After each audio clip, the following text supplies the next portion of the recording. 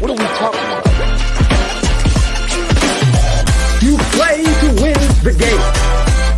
You don't play to just play. Come after me! I'm a man! I'm 40! Can't wait! Let's go!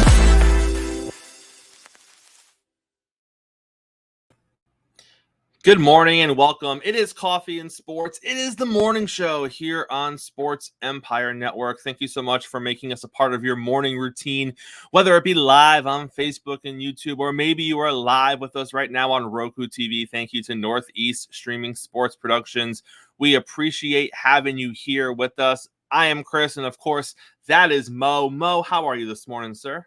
Doing great as always, Chris. Ready to get started. Football Thursday. Football Thursday. Mo, we talked yesterday. Deshaun Watson, season-ending surgery on his shoulder. He was dealing with some shoulder stuff for the past few weeks. He decided that the best course of action was to get the surgery and start preparing to be healthy for next season. We thought that P.J. Walker, who has been filling in for Deshaun on and off this season, he was going to be the starting quarterback, but that is not the case. The Cleveland Browns announced yesterday that they are going to go with the rookie quarterback, Dorian Thompson-Robinson, and he is going to make his first career start against the Pittsburgh Steelers, which, Mo, pretty big spot for the kid.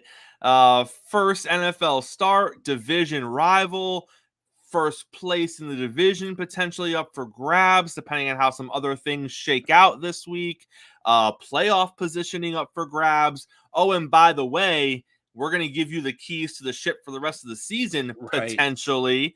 So not only is it hey, this is a big week, this is a big game, this is a big opponent, you also have to kind of balance our playoff hopes for the rest of the season. Mike Tomlin's never had a season below 500. There's a lot of things on the plate for this kid, is there not, Mo? They threw him out there and they said, you know what, kid? Even with all that going on in the backdrop, you're the guy. I feel like they put him out there, though, Chris, even though you and I thought it would have been Walker, because they know what they have in Walker. And we talked about the good and the bad is the turnovers. So you're putting the rookie out there, and I think they're thinking when you throw a young player out there, and this is in any sport, a coach will always say, you know what? He doesn't know what he doesn't know, right? He doesn't know to be scared. He's embracing the moment, and it's not that he doesn't have talent. I think they know he has talent. He gives them an added element of athleticism.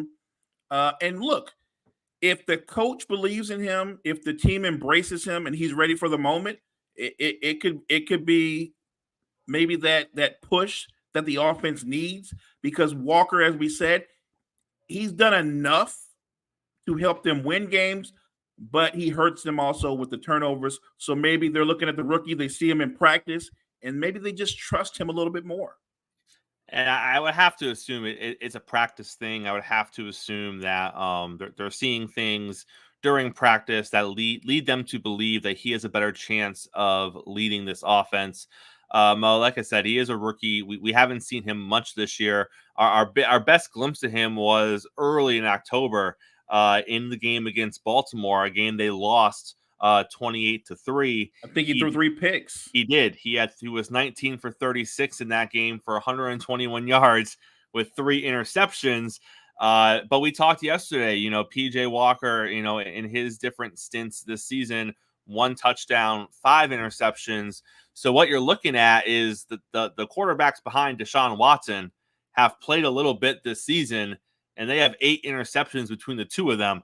So regardless of who is playing quarterback, Mo, they can't be turning the ball over at the rate that they have so far when filling in for Watson, because again, we talk about this a lot, and unfortunately we talk about this as almost a trend, because Jets have a great defense, lots of offensive issues. Browns have a great defense, lots of offensive issues. Cowboys have a great defense, but then they play good teams, lots of offensive issues. So it seems like when we talk about great defenses, we're also talking about offensive struggles that go along with them. And as great as the Cleveland Browns defense is, they can't be turning the ball over 3-4 times a game because they're not going to win. They cannot. And I have to think that they're going to shorten the playbook. They're going to give him simple reads. I think that when he drops back to pass, normally if you get 4 or 5 reads, my guess is he's going to have 2 reads. And if the number one option isn't open down the field, he's probably going to dump it off to the running back or the tight end. Play it safe. And there's nothing wrong with that. If he has the dink and dunk to a victory, if that is the strategy and he's effective at it, then that's the strategy.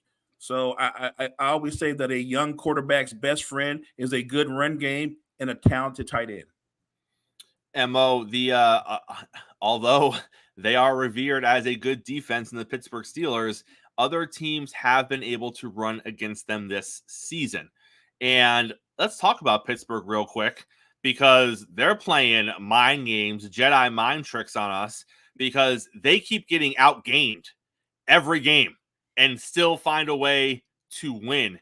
And I hate to burst a bubble of Pittsburgh Steelers fan here on this Thursday morning, but Mo, that's not sustainable football. And Mike Tomlin came out earlier this week, and I get why he said what he said. He said that you should judge QB1 based on wins and losses.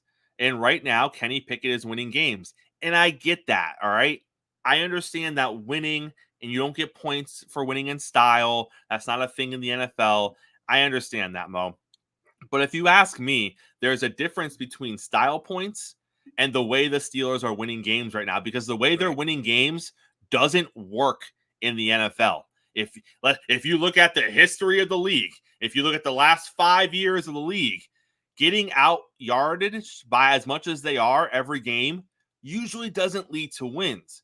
So what you have right now is an anomaly. It's good fortune.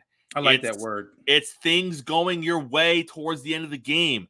And ask the Minnesota Vikings, who were 8-1, 9-1, or something ridiculous in 1-score games last season. Didn't work out so well so far this season. They played a lot of close games early on with Kirk Cousins, and they lost those games. Ask the Chargers, who I think I saw a stat of their last 160 games, 100 of them have been 1-score games. They're not winning a lot of those games, Mo.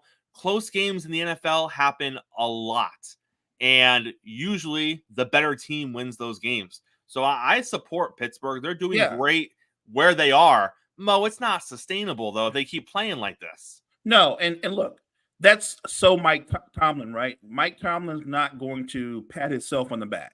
He's not going to take a bow. That's not his style. He's forever the professional, looking forward, just thinking about trying to find a way to win. He's not going to throw his young quarterback under the bus. But as you said earlier, Pittsburgh has a pretty good defense, horrible offense.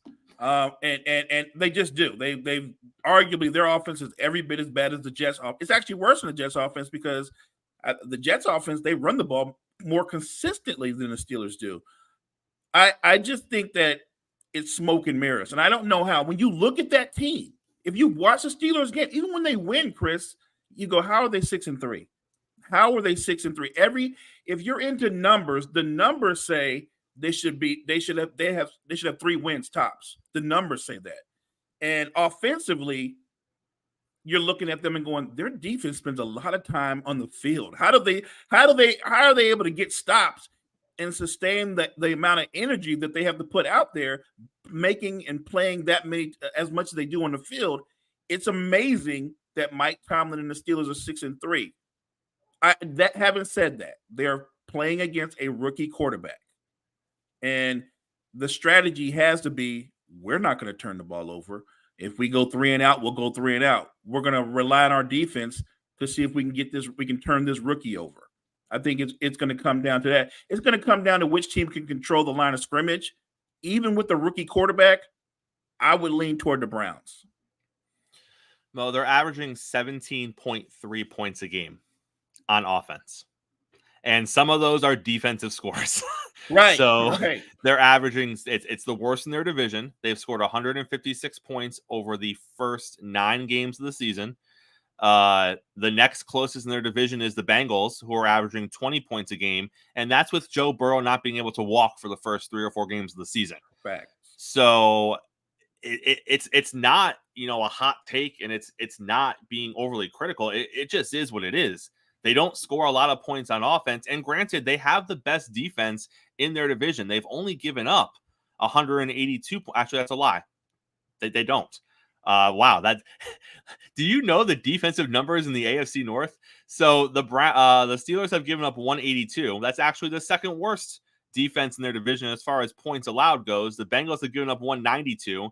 The Browns have given up 170, and the Ravens have given up 157.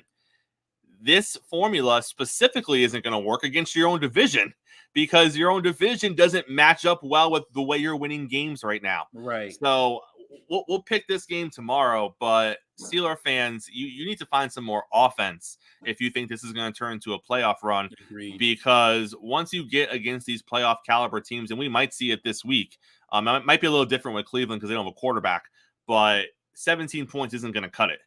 It's just no. Not. Like ask you said, ask the Jets. The Jets hold teams to 16 and 17 points all the time, and Zach Wilson gets 6 on offense. So, and then they have a team meeting. So right. How do we get this offense going? And nobody wants to say it. They're going to go, well, it's you, Zach. The next team meeting is going to be in Cleveland. All right, it's coming. I'm calling it. It's the third one. All right, let's take a quick break. When we come back, we got JG on the show. We got, this baseball stuff. Every day I wake up, Mo, and it's something new with Ohtani, all right? And I'll tell you right now, I don't like what I see right now. And I'm going to talk to JG about it, and I think it's a little ridiculous because I think JG has misguided me, and he has set me up for some disappointment. But we'll talk about that on the other side of the break. Don't go anywhere. It's Coffee and Sports. It's the morning show here on Sports Empire Network. Hey, y'all, I'm Key. And I'm Jory, and tune in to Hoop Dreams and Touchdown Queens every Saturday at 5 p.m. over on Sports Empire Network. And don't forget, also watch us on Roku TV at Northeast Streaming Productions. So tune in. Welcome back. It's Coffee and Sports. It's the morning show here on Sports Empire Network. We are joined now by our baseball expert, JG. JG, how are you this morning, sir? I'm doing good, guys. How are y'all? Morning, JG. JG, I'm a little perplexed this morning because I thought, and I know. Listen, I know you're not a Yankee guy, okay? And you openly hate my team, but I thought we had a mutual understanding to the point where if Shohei Ohtani had the Boston Red Sox on his radar, I thought you would at least tell me about it. But no, yesterday I find out Ohtani has 3 teams: the Dodgers, which we all knew about, the Rangers, which makes sense because he wants to win now. JG, where do the Red Sox come into play? This is a garbage team. They're going to be garbage next season. They're going to be garbage the season after that. Is it because Yoshida is there and they're going to make a run at the Japanese pitcher as well? Like, is that what he's looking at? Like, how is Boston appealing for somebody who apparently wants to win now? Well, to answer the question as far as why Boston is appealing, I would look at it and say that they are, and as far as in the AL East, and I'll use your Yankees as a comparison, I think the Red Sox are a little bit better positioned to turn their issue around a little bit quicker than the Yankees in that division.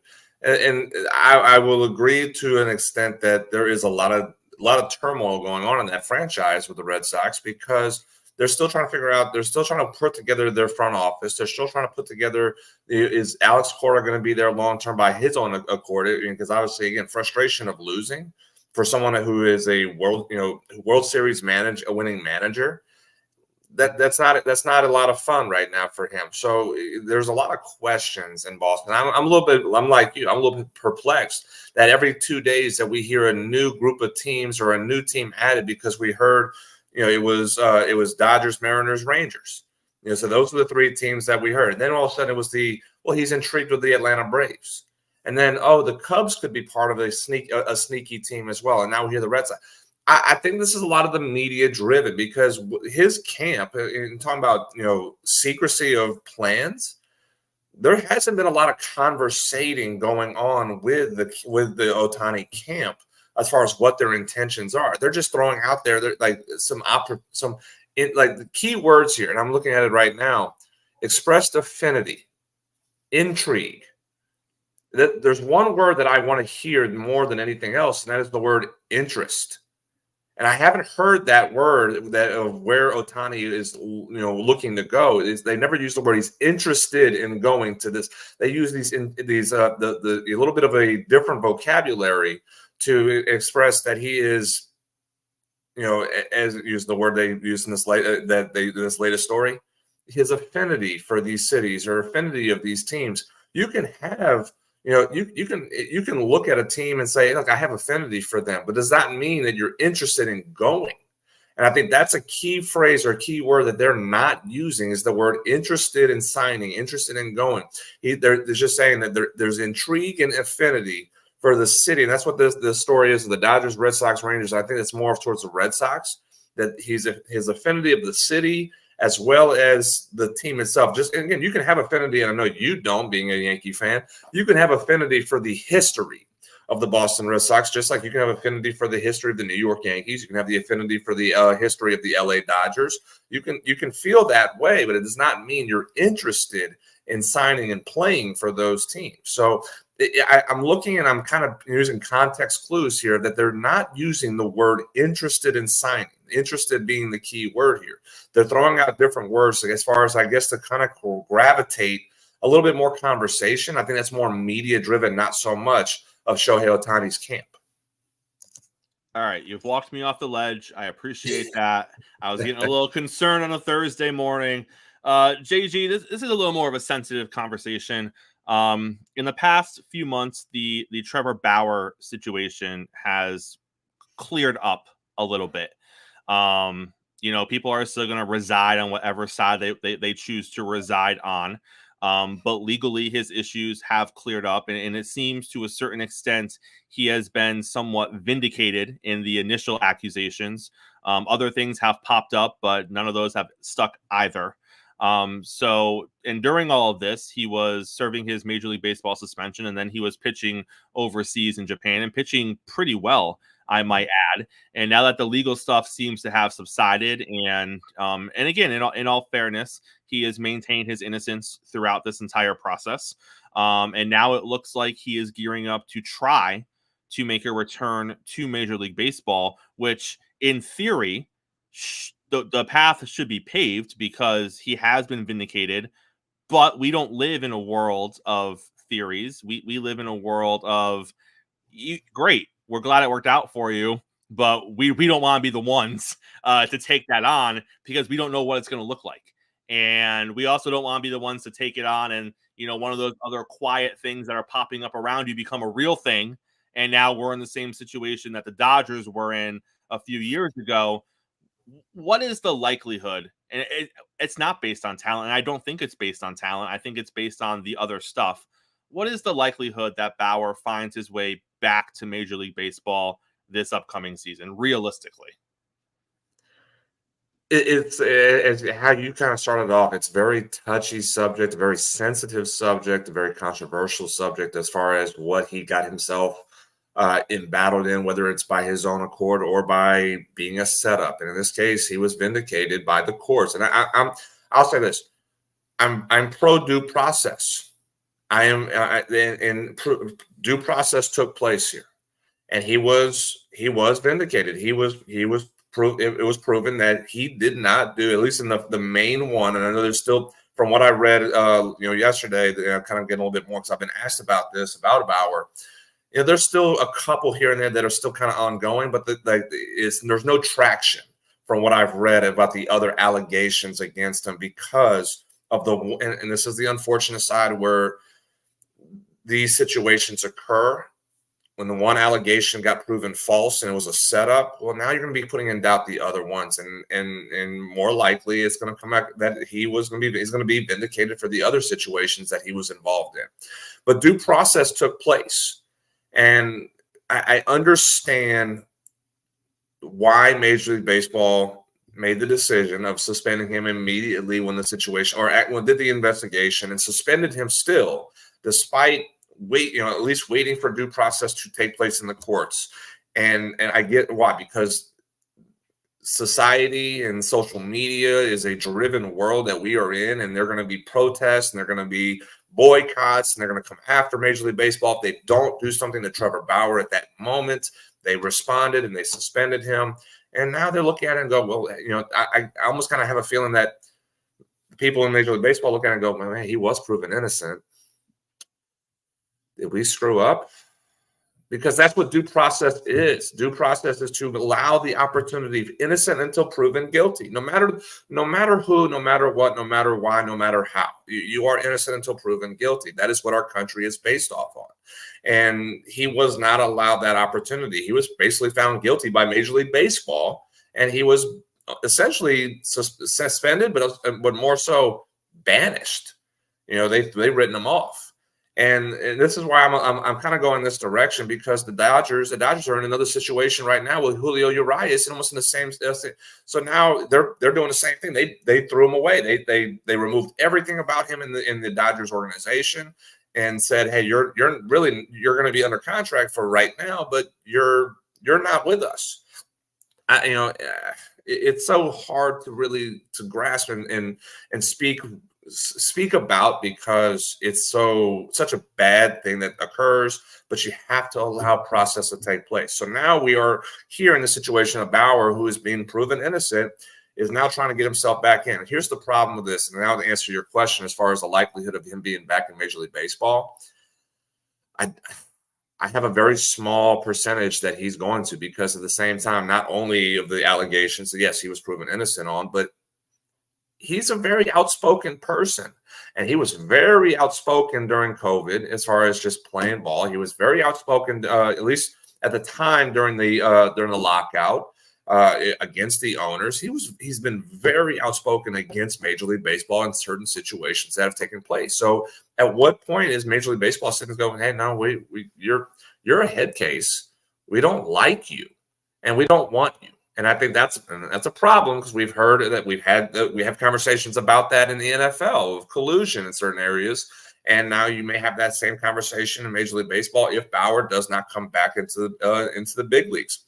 But I give it at least a 10% chance he does, because I think a team is going to look at it and say, you know what, hey, yes, if you have a good organization, a good structure that can actually, and I think a small market, I'll put it that way, a small market that he won't be in the spotlight as much. I think you can take a team like the Milwaukee Brewers, who are probably going to be without Corbin Burns. They're going to probably trade him. They're out Brandon Woodruff all of 2024. They need starting pitching, and it won't cost you a lot to get Trevor Bauer as well. It's going to be very cheap, because he's going to be on basically a 1-year prove it deal, and say, hey, we'll sign you for 1 year, $5 million.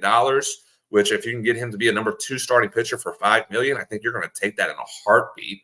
And if he performs like we've seen him do, that's a great deal for the Milwaukee Brewers in that situation. So a small market team could take a chance. I'll go to a 10% that we see Trevor Bauer back in Major League Baseball, but I'm still kind of skeptical even to say that percentage. After a long season, JG, I'm not going to lie. I did the Derek Jeter fist pump last night when I saw the news that Garrett Cole won the Cy Young. That's all I had. That's all I had going for me. That's all I had to root for. All right, I did it. I held it. I got a weird look from my wife. But after the season I endured, that's all Yankee fans can hang their hat on. Garrett Cole wins the AL Cy Young. Blake Snell wins the NL Cy Young. Do you think they got it right? Yes, as far as for the Cy Young Awards, they got it right. Blake Snell, numbers wise, and just how he pitched. If the numbers in the tape back up that Blake Snell was the best pitcher in the National League, and just consistently, and for a team that was abysmal with the San Diego Padres, the one bright spot, talking about your Yankees with Garrett Cole being the bright spot for the Yankees, Blake Snell was the bright spot for the San Diego Padres too. So, and I think that's as much as I would have liked to see Spencer Strider probably get a little bit more looks into the Cy Young, the better pitcher did win the award in the National League, just like the better pitcher won the award in the American League. Now, what shouldn't have been unanimous in the American League, I think probably a couple of votes should have gone to Sonny Gray. I think Sonny Gray deserved to get some first place votes and be able to at least garner that much attention because he was consistent. He was really good this year as well. But Garrett Cole was at another level. Garrett Cole was the bright spot for the Yankees, and I think that he was the best pitcher in the American League as well. So yes, for the Cy Young, I killed them for the Manager of the Year award. How they screwed that up. The baseball writers got the Cy Young award correct. JG, before you get out of here, last question that we have for you today. Talk of the pitching clock changing for next season, going from 20 seconds down to 18 seconds. I know casual baseball fans might look at it and be like, oh, it's 2 seconds. We're fine. But JG, we saw some pitchers struggle to adjust to the 20-second clock. So 2 seconds could be a big deal. And then obviously baseball is looking at it saying, hey, if we can 2 more seconds, once you put all that together, now we're talking about more minutes coming off of the runtime of these games, which is obviously what baseball's goal is here. They want shorter games. They want quicker games. And they want people in and out faster. What do you think of them potentially reducing the clock? I know. What do you think of them potentially reducing it by 2 more seconds? Well, I mean, I'll tell you guys, I'm still not a fan of the pitch clock. I get why people like it. I get why fans like it. I get why Major League Baseball wants it. But I still think like a player. I do, and I'm just not a fan of it. Like I said to you guys before, players don't sit back and go, man, do I really have to be at the ball field for 3 hours, 3 hours and 15 minutes, 3 hours and 30 minutes? Do I really have to be here? Nobody thinks that way as a player. So quickening the game to 2 hours and 40 minutes, that's a big deal for fans. It's a big deal. It's a much bigger deal for TV. I get that. For players, it's not. And players, and they've already been outspoken saying, don't. Like, unless you're going to give us more time, make it 8. If you're going to reduce it to 18 seconds, then give us 18 seconds with nobody on base too, because that's what it is. It's supposed to be reduced from 20 seconds to 18 with runners on base. Then give us 3 extra seconds with nobody on base. But Major League Baseball is not going to do that, and they don't have to. And much of I read again just to confirm this, they don't have to consult with the players. The competition committee does not have to consult with the players with rule changes that they want to implement. They can unilaterally make this decision and say, hey, screw you guys. We're going to reduce it to 18 seconds, and you're going to deal with it whether you like it or not. I think what you're trying to do, you're trying to manufacture offense. And because, again, as we see in the NFL, why is the NFL's popularity over the last 15, 20 years really skyrocketed? Because offenses were starting to really put points on the board. You were getting 27, 28, 32, 35, 38, 40 points. You were getting those games scored, and that was exciting. The NBA, why they're not wanting as many, why they're kind of being a little bit more controversial on some of the calls and being a little bit softer on certain things, because they want 100-point games. They want games. They don't. The old school 90s where it was 84 to 89, those games were not fun to this generation. They want 105 to 110 games. And so for Major League Baseball, they want, well, hey, if we have 3 home runs per team, and it's with the score is 8 to 11. That's exciting. That's going to keep that means there's action taking place, but you're manufacturing it. It's fake if you are allowing this stuff, and that's the biggest. That's what the argument about the bigger bases, the rules of the stolen bases kind of being up and right now is that you've changed the rule to allow stolen bases to be increased. But instead, in Major League Baseball was so short-sighted in thinking this. Well, the stolen bases went down over the last 10 to 12 years because the philosophy of Major League Baseball was, well, stolen bases value is not that great because of the percentage that if you get thrown out, it kills a rally. So you'd rather just not steal a base, let your hitter hit a ball in a gap or hit a home run, and you get the run scored anyway. The philosophy was why that the game was that the stolen bases were going away, not the rules. And you don't need to manufacture rules to make this happen again. Just go back to the way that we're doing it right now, where Major League Baseball is changing the philosophy again back to an older style, obviously because the rules are allowing them to do it. But that's what it was. So stupid. I think it's stupid. I hate the rules. I hate the pitch clock. Leave it alone. Stop trying to. Is this going to be a new? This is my question to Manfred and the competition committee. Are we going to do this every year? Are we going to be like, well, is the pitch clock really should we reduce? I mean, at one point, it's going to be 10 seconds for nobody on base, and it's going to be 12 seconds with runners on base. So are we going to get to that point in 5 years? Leave it alone. Just leave the game alone. I think that Major League Baseball is slowly catching the NCAA as JG's most hated entity in sports. With Rob Manfred up there as a commissioner, absolutely. Absolutely. I think we're heading to that point where it's just, I mean, you're doing too much. And the NCAA's, again, you heard me. I think the NCAA's at times have done the same thing. And right now, Rob Manfred is doing the same thing in Major League Baseball right now, just doing way too much and messing with it way too much.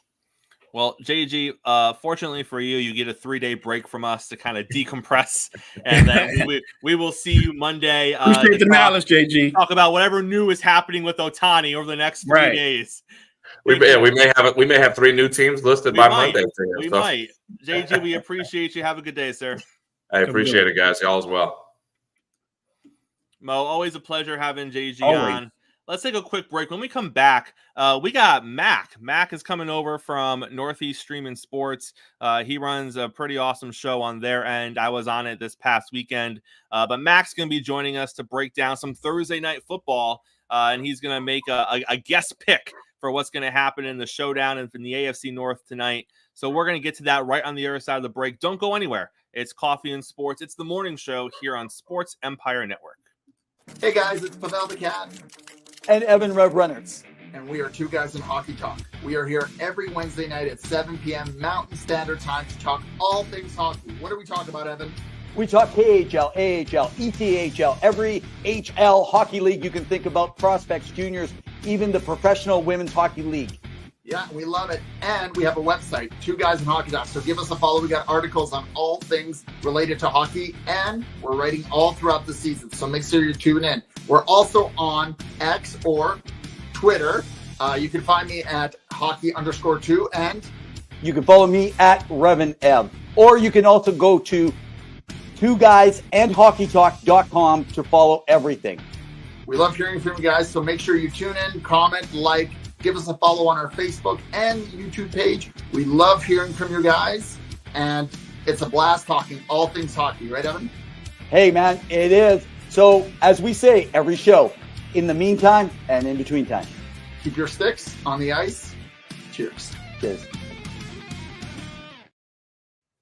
Welcome back. It is Coffee and Sports. It is the morning show here on Sports Empire Network, and we are joined now by Mac from Northeast. Mac, how are you this morning, sir? Welcome. Thank you. Great being on, guys. Thanks for having me on the show today.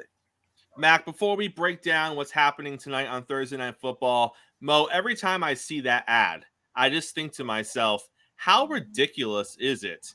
There has been no other name change or company change in the history of the world that we as a society have disregarded as much as Twitter changing to X. Most people don't even call it X. They just still call it Twitter. They still call it Twitter. If I'm Elon Musk, I feel like I want to sue everyone who still uses the word Twitter because no one's calling it what I chose to call it, and it's his damn company.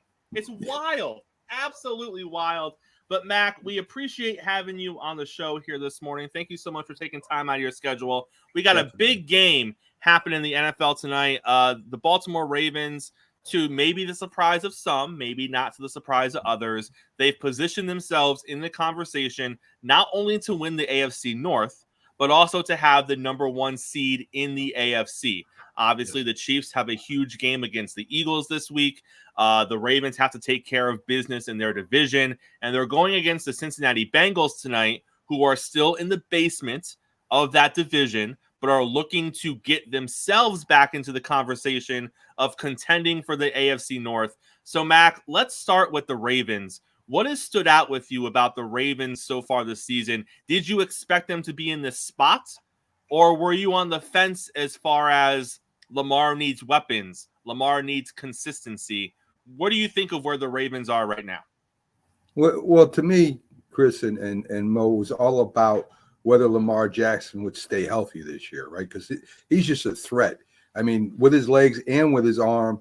And when I look at a game, I don't look at statistics like everybody else does. Everybody loves to look at statistics. As fantasy football generation we have, they love looking at statistics, and statistics are deceiving, right? You can outplay another team statistically and still lose the game, So, our quarterbacks, for instance, the Commandos quarterback there, right? He leads the league in passing, but their record doesn't match how good he's playing. So, it's deceiving. It's something for us to talk about.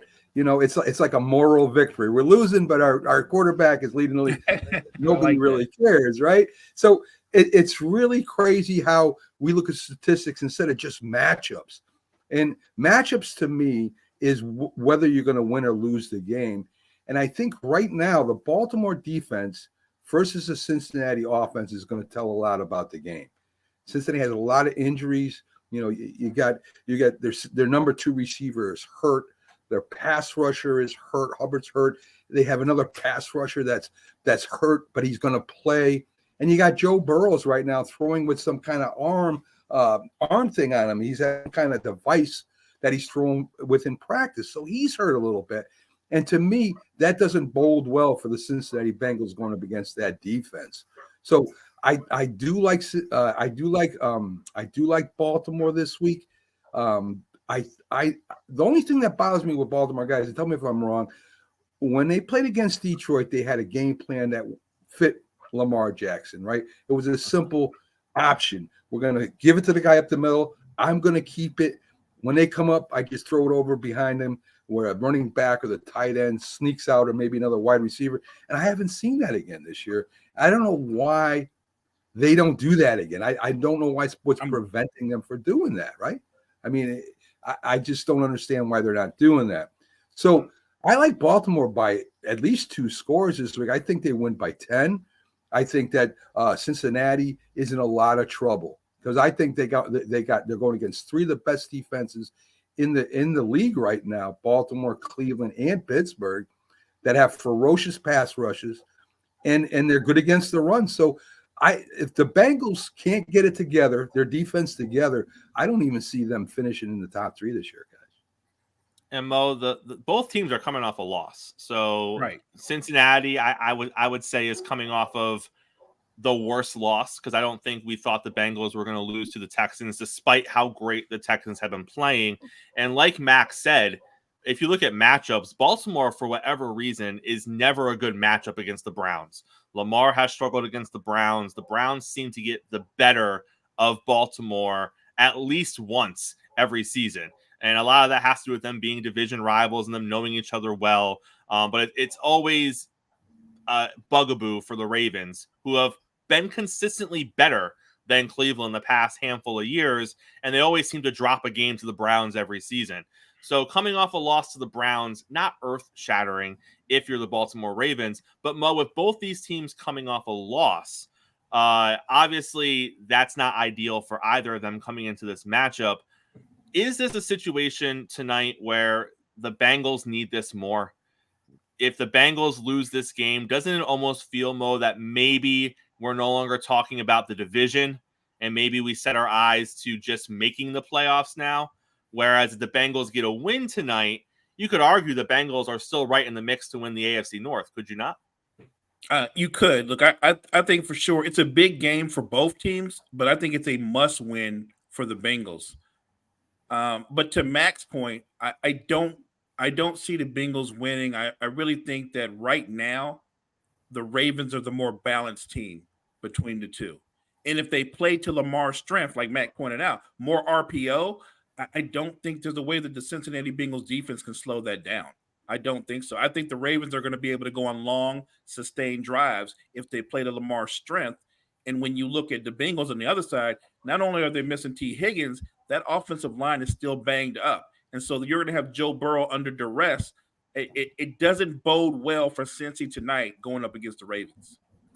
So that being said, Mac and Mo, you are clearly on the side of Baltimore tonight. So I'm just going to take Cincinnati to be a contrarian because we can't all roll with Baltimore. But Mac, what has to unfold tonight for the Bengals to be in this game for it to be a one-score game in the fourth quarter. What needs to happen? Is it a situation where they're going to have to turn Lamar Jackson over?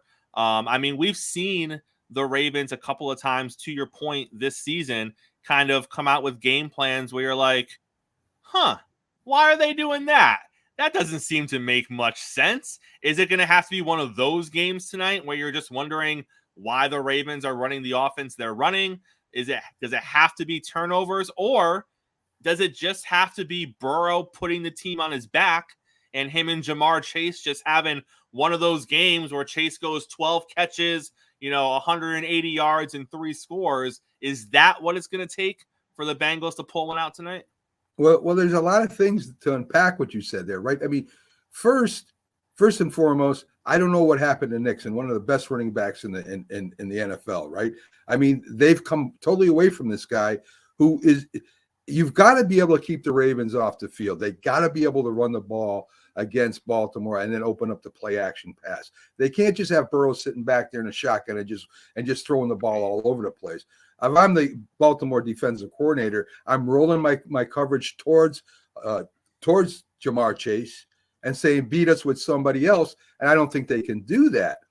And on offense, offensive coordinators are like mad scientists, right? When I coached, I as an offensive coordinator, I said, stop me. Once you stop me, I'm going to go somewhere else. I'll counter. When you stack the defense against my running play, I'll run the ball down your throat until you stop it. You move your stack, then I'm going to counter against you.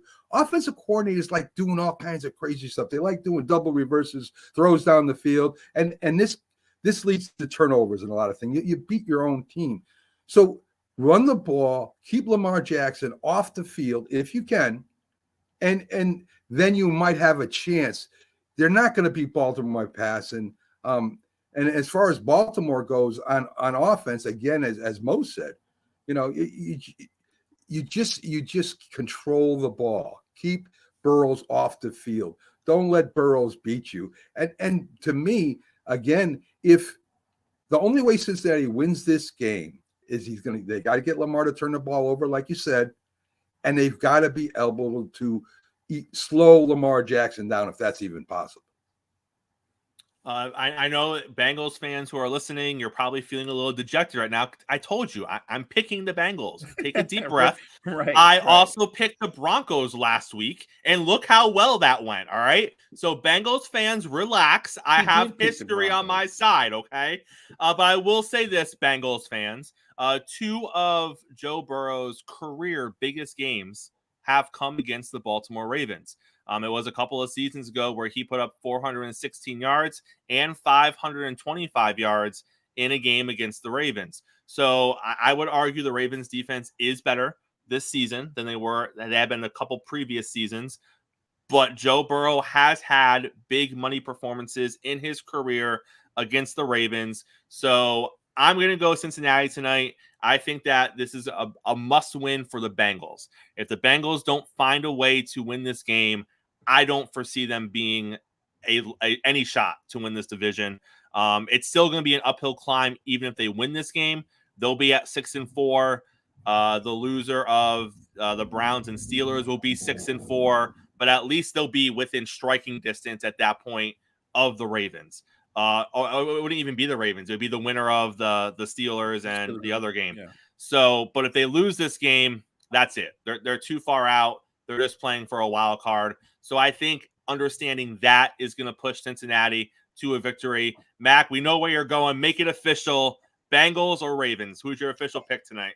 Oh, it's definitely going to be the Ravens. There's no doubt about it.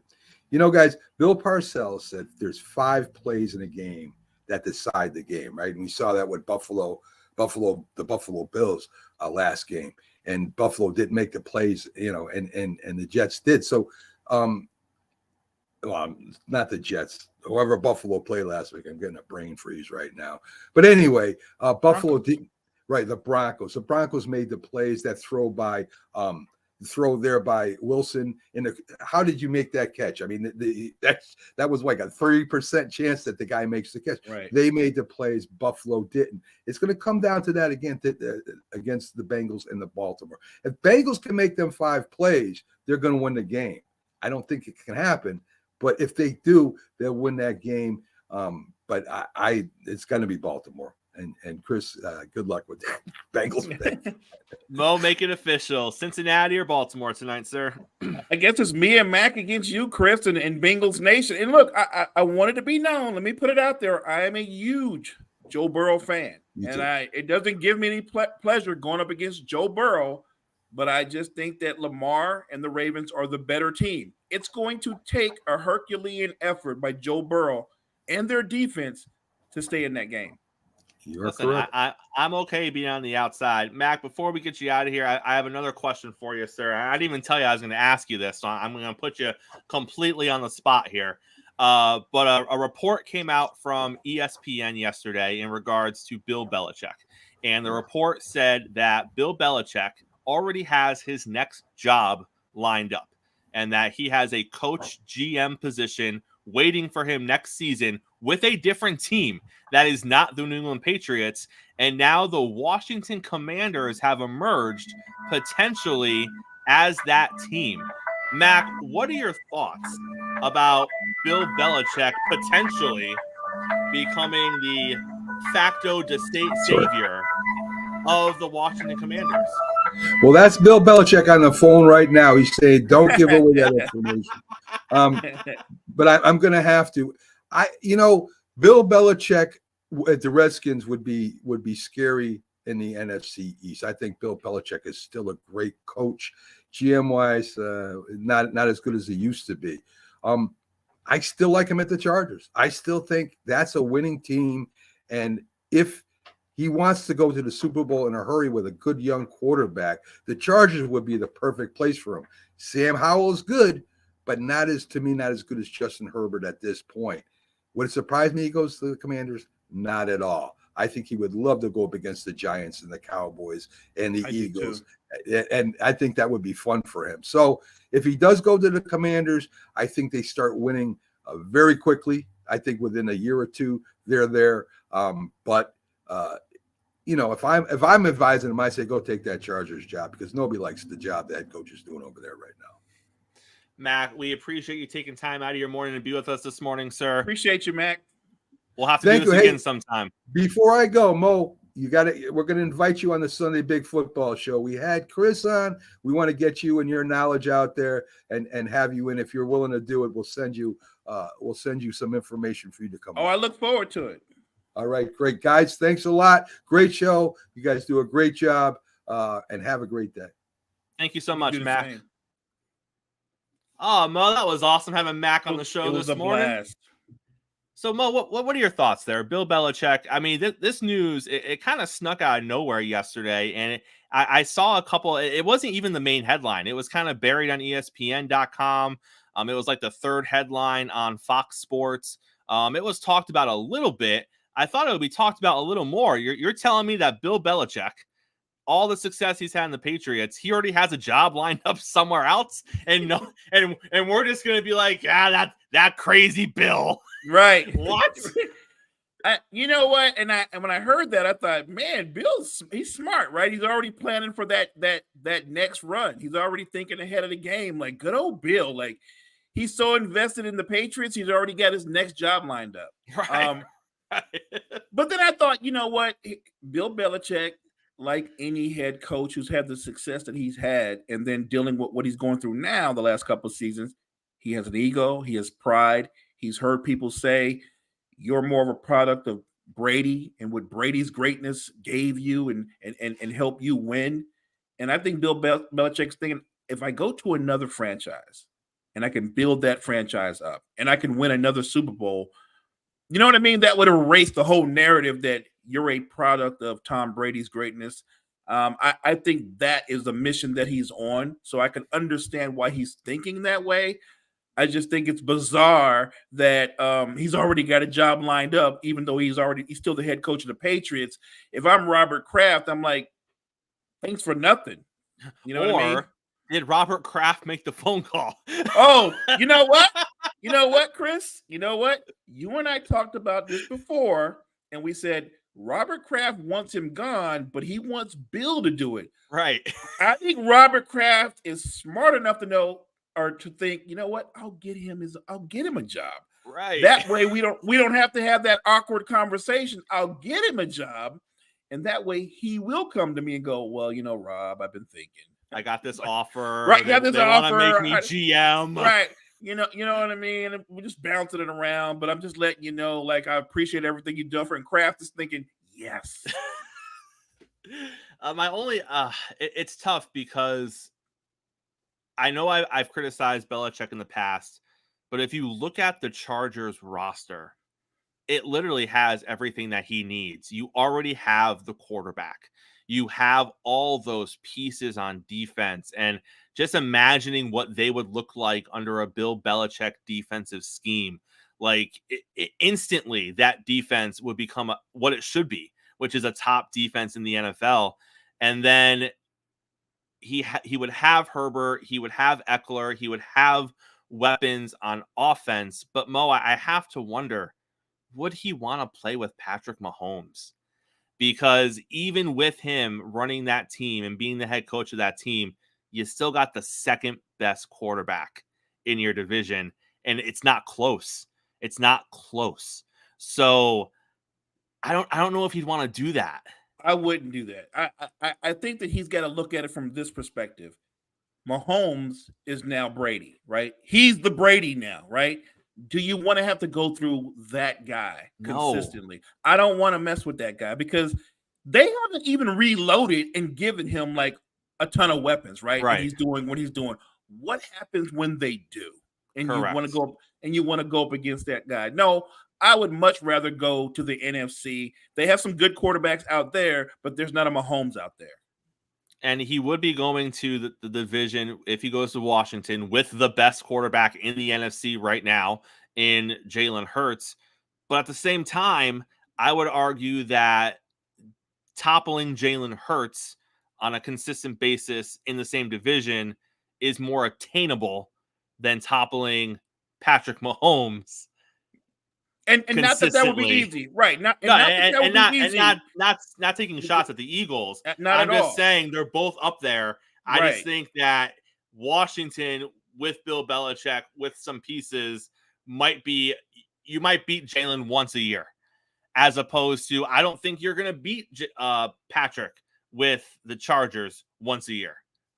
No, I'm with you. I'm with you 100%. So I get why Kraft's got him that job. I get it. Right. Good for Robert, making things happen over there. That's a friend. Mo, another report came out yesterday. Shocker. Brace yourself. Mac Jones has lost the Patriots locker room. What?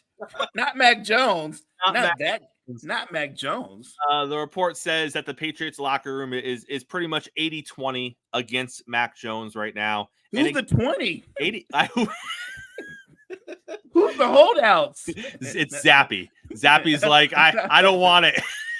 It's Zappy and those pesky practice squad players. Right. Obviously, we know. And the other thing that came out yesterday, which was buried by the locker room hating Mac Jones, was Mac Jones' comments saying that he hasn't talked to the Patriots about who's QB1. So what? Wow. What? What's going on? So Mac Jones doesn't know if he's starting or not this week. I have no idea what practice looks like. Is everyone just getting reps with the ones because we don't know who the starting quarterback is? Belichick might have a new job lined up. And it's no secret. It's no secret. Belichick doesn't love Mac Jones. Correct. It's one of the worst kept secrets in all football. He doesn't like Mac Jones. And apparently the players are with Belichick. We don't like him either. So that's problematic. Complete disarray is happening with the Patriots right now. I'm sure Mac Jones saw the report that 80% of his locker room hates him. I mean, you know what I need? You know what they need, Mo? They need a players meeting. That solves everything.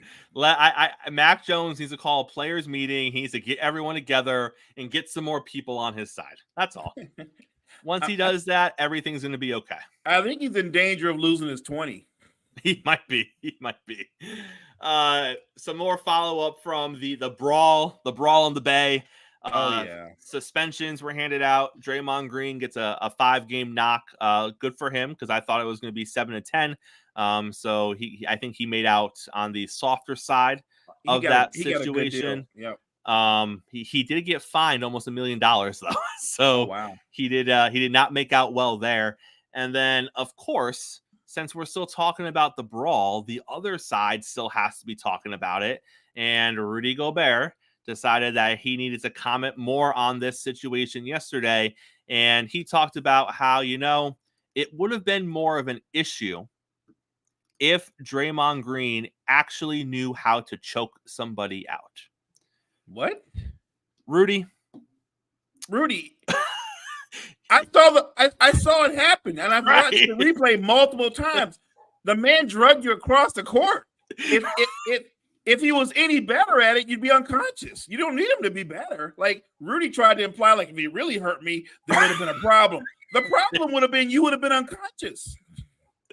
Like Rudy, I don't know what. Obviously, he wasn't trying to incapacitate you. He wasn't trying to make you unconscious.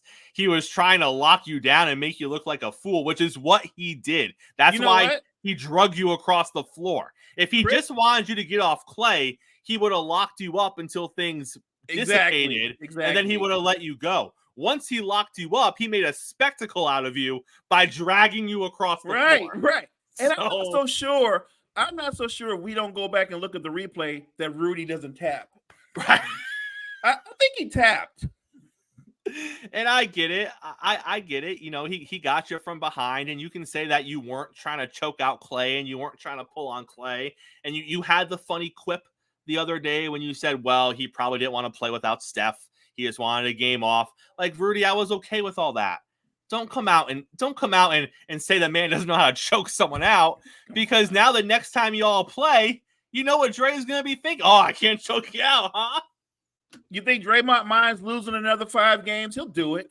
First chance he gets, he'll do it. He don't care. He don't care. He don't care. He will choke you out to prove a point. Rudy, don't try to be a tough guy. Just play basketball, man. Don't try to be a tough guy. Just rebound, block shots, do what you do. Well, we talked earlier. We said that this week is a must-win game for the Cincinnati Bengals if they are going to keep their division hopes alive. And I think we both agree with that. And I know it's still early. It's only week 11. But looking at the schedule, and you can tell me if you disagree, I think another must-win game this week is for the Buffalo Bills. The Buffalo Bills cannot go below 500. And I know they just fired Ken Dorsey, and I know that, Stephon Diggs is being completely ridiculous right now in Buffalo, but the Buffalo Bills are playing a really bad team this week in the New York Jets. And I don't care what the Jets' record is. I don't care how good their defense is. The Jets should get absolutely smoked by the talent that Buffalo has on both sides of the football, because the Bills' defense isn't bad either. If the Bills lose this game and they fall below 500 with the Eagles, Chiefs, and Cowboys on deck, the season's over. Yeah.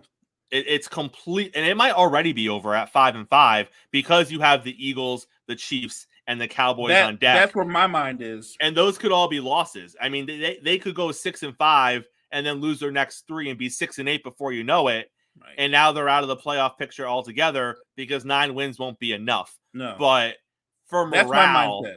And for the sense of even having a shot, Mo, they have to beat the Jets, right?